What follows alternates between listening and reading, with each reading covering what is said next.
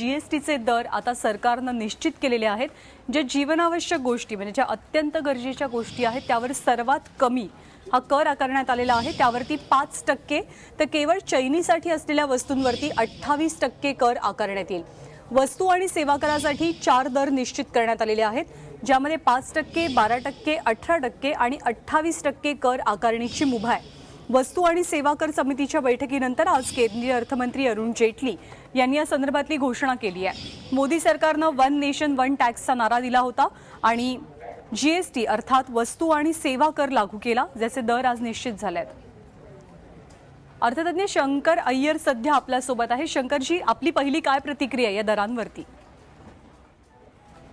एक पाऊल पुढे काढलंय, it is a good step. म्हणजे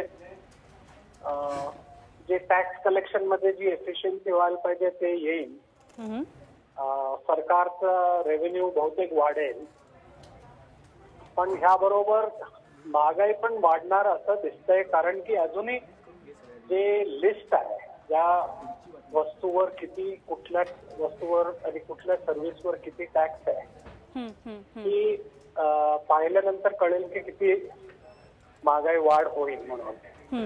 दुसरं एक गोष्ट आहे की जी पहिले जीएसटीचा रूपरेखा होती, जी आकरण होती, त्यामध्ये काफी फेरबदल झालेला आहे। आता बघायला गेलं तर वन नेशन वन टॅक्स नाही आहे, वन नेशन वन जीएसटी आणि 4 टॅक्स आहे। ओके, असं आहे। आणि महत्वाची गोष्ट याच्यामध्ये राजकारण आर्थिक इश्यूवर हमी झालेलं असं दिसतंय।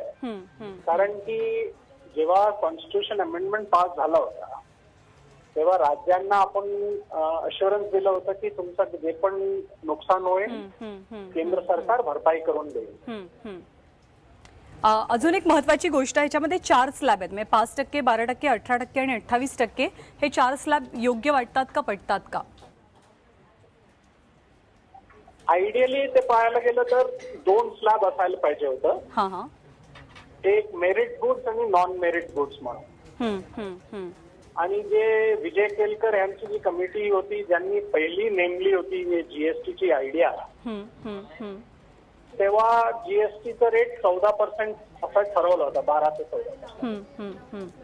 आणि ह्यामुळे मी म्हणतोय की राजकारण जरा हमी झालं, कारण की एक साईडला आपण जे राज्य सरकारांना नुकसान होईल त्याची भरपाई पण करणार आहे आणि राज्य सरकारांना जे दर पाहिजे ते पण आपण ठरवतोय। अच्छा अच्छा, ओके। म्हणजे त्यांच्याकडे हातात पण लड्डू आणि तोंडात पण लड्डू असं सांगू शकतो आपण। नक्कीच नक्कीच। अपेक्षा आहे की हे पुढे जाऊन हे याच्यामध्ये दुरुस्ती होईल आणि लोकांवर महागाई ना पडे असं त्यांनी कदम घ्यावा लागेल। नक्कीच नक्कीच। शंकरजी, खूप खूप धन्यवाद या सगळ्या सविस्तर विश्लेषणाबद्दल।